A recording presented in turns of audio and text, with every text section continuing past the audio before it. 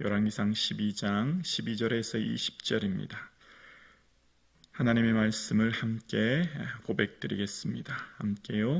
3일 만에 여로보암과 모든 백성이 여로보암에게 나와서 이는 왕이 명령하여 이르기를 3일 만에 내게로 다시 오라 하였음이라.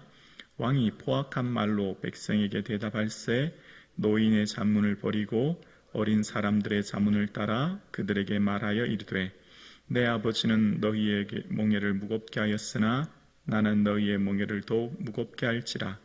내 아버지는 채찍으로 너희를 징계하였으나 나는 정갈 채찍으로 너희를 징치하리라 하니라. 왕이 같이 백성의 말을 듣지 아니하였으니 이 일은 여호와께로 말미암아 난 것이라. 여호와께서 전에 실로 사람 아히야로 느밧의 아들 여로보암에게 하신 말씀을 이루게 하심이더라. 온 이스라엘이 자기들의 말을 왕이 듣지 아니함을 보고 왕에게 대답하여 이르되 우리가 다윗과 무슨 관계가 있느냐? 이새의 아들에게서 받을 유산이 없도다. 이스라엘아 너희의 장막으로 돌아가라. 다윗이여 이제 너희 집이나 돌아보라 하고 이스라엘이 그 장막으로 돌아가니라. 그러나 유다 성읍에 사는 이스라엘 자손에게는 르호보암이 그들의 왕이 되었더라. 르호보암 왕이 역군의 감독 아도람을 보내었더니 온 이스라엘이 그를 돌로 쳐 죽인지라. 르호보암 왕이 급히 수레에 올라 예루살렘으로 도망하였더라.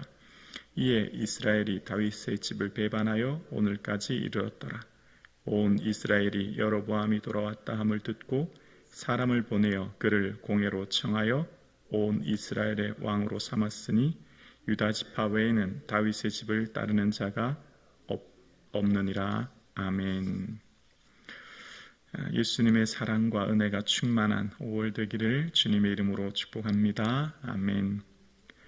르호보암 왕은 세겜에서 왕이 되려고 예루살렘에서 세겜으로 올라가지요.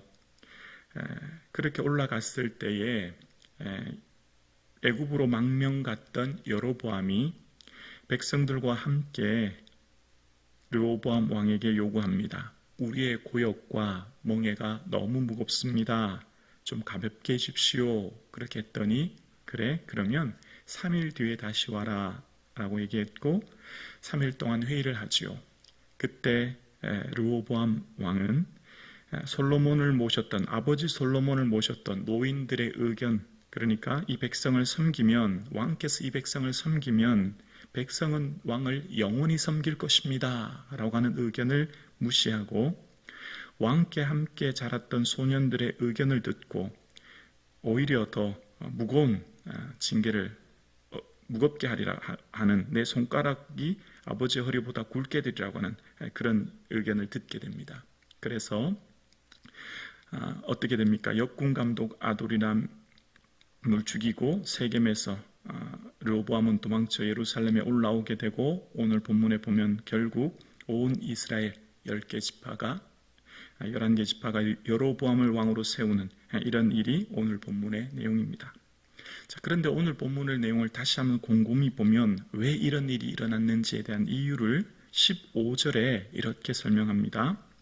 15절에 보면 왕이 이같이 백성의 말을 듣지 아니하였으니 이 일은 여호와께로 말미암아 난 것이라. 여호와께서 전에 실로 사람 아히야로 느밧의 아들 여로보암에게 하신 말씀을 이루게 하심이더라 라고 오늘 본문에 나옵니다. 자, 이렇게 오늘 본문을 살펴보면 지금 그러면 르호보암이 선택한 것 그리고 지금 나라가 이렇게 갈라지고 분열된 것 하나님 때문이네? 하나님이 이렇게 하셨네? 그러면 모든 인생의 길을 하나님이 다 정해놓으셨는가? 성경은 우리에게 숙명론을 얘기하는 건가?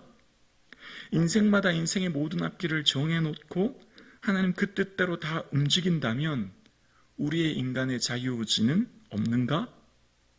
그러면 우리의 인간의 노력과 애씀이 필요가 없는가? 그리고 하나님께서 이렇게 징계하시는 하나님, 사랑의 하나님 아니신가? 왜 이렇게 징계를 하시지? 라고 하는 의심이 들 수 있죠. 왜냐하면 오늘 본문에 분명히 하나님께서 이렇게 하셨다라고 하고 이전에 르호보암에게 하신 예언, 그러니까 실로 사람 아이야에게 하신 예언을 말씀을 이루게 하심이라 라고 오늘 15절에 이야기하고 있기 때문입니다. 그러면 오늘 본문을 말씀을 보면서 우리의 삶에 성경은 우리에게 숙명론을 얘기하고 인생의 모든 길을 정해놓으신 하나님, 또 하나님께서는 사랑이 없으시는 징계의 하나님이신가, 이런 생각이 들 수 있죠. 그렇게 보면 성경을 너무 단순하게 보는 겁니다. 왜냐하면 성경을 볼 때는 전체 문맥과 전체 맥락, 그리고 하나님의 의도를 살펴보아야 되기 때문입니다. 그래서 오늘 본문의 15절을 다시 한번 볼게요. 15절에 보면 왕이 이같이 백성의 말을 듣지 아니하였으니 이 일은 여호와께로 말미암아 난 것이라. 후반절에요. 여호와께서 전에 실로 사람 아히야로 느밧의 아들 여로보암에게 하신 말씀을 이루게 하심이더라 라고 이야기합니다. 실로 사람 아히야가 여로보암에게 하신 말씀이 뭐였죠? 11장 중반에 나오죠. 새 옷을 가지고 10조각을 나누어서 여로보암에게 10조각이, 그리고 한 조각이 솔로몬에게 주게 될 것이다 라고 하는 내용입니다. 왜 이런 일이 일어났죠? 왜 실로 사람 아히야가 이 예언을 하게 되었죠?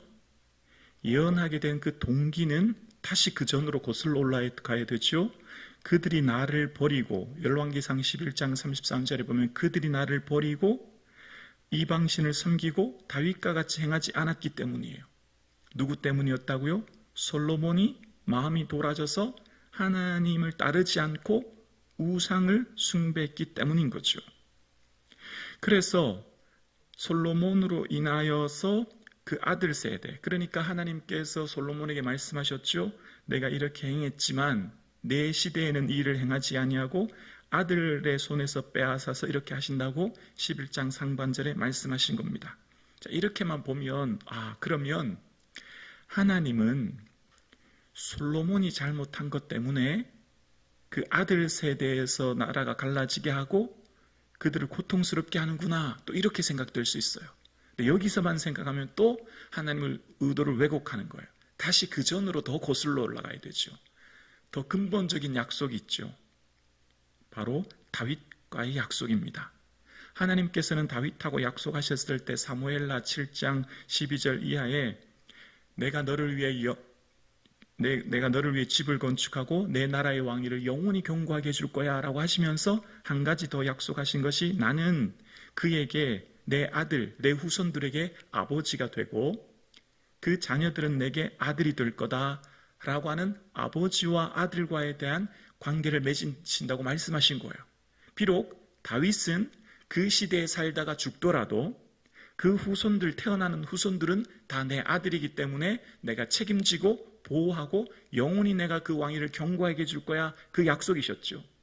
그러면서 하나님께서 뭐라고 말씀하셨냐면 자녀들은 다 내 아들이 될 건데, 그런데 만약 그들이 죄를 범하면 내가 그냥 버려두는 것이 아니라 인생 채찍으로 징계할 거야 라고 하시면서 사울에게 한 것처럼 은총을 빼앗는 것이 그에게 빼앗지는 않을 것이다, 그렇게 말씀하시면서 내 왕위를 영원히 보존하고 견고하게 될 것이다, 그런 약속을 하신 거예요.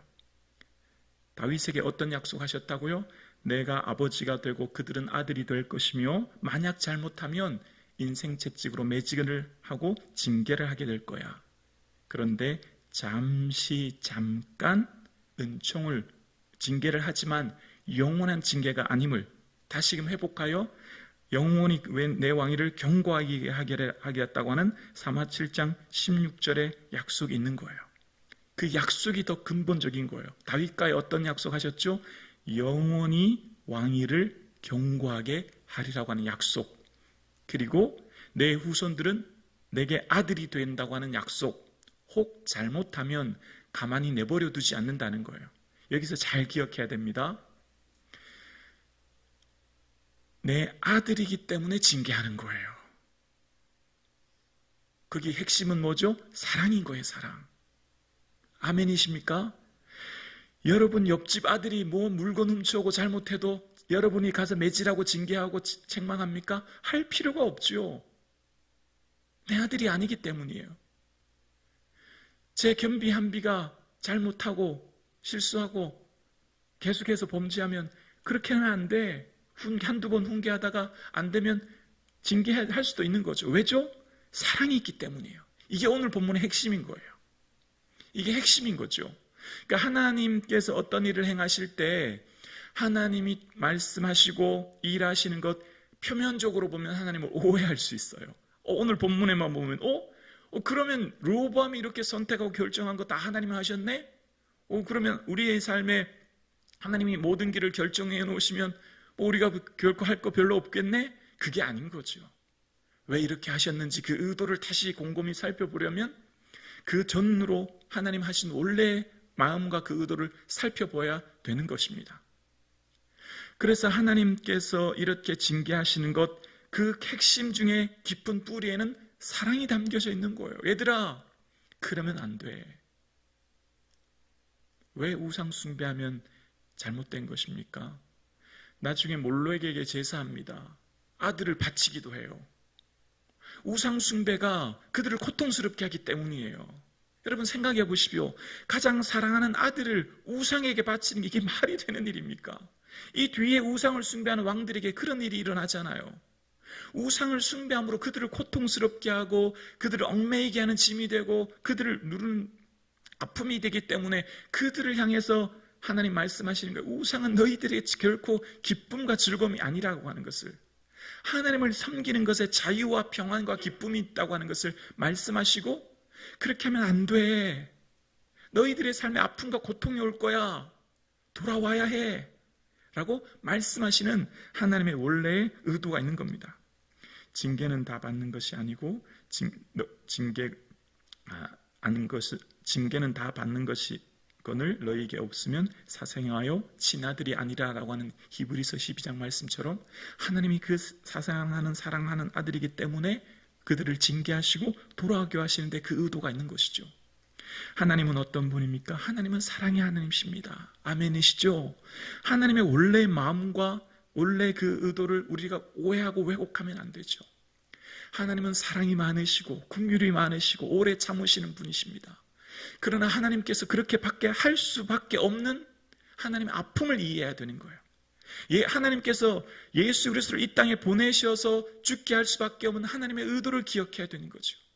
하나님 우리의 삶 가운데 행하시는 그 하나님의 아픔과 눈물을 우리가 오히려 헤아리고 이해해야 되는 것입니다. 오늘 함께 예배드리시는 사랑하는 성도님, 하나님 말씀은 우리에게 뭘 말씀하고 계실까요? 얘들아, 내 마음을 좀 이해해줘라. 내 마음이 이런 거야.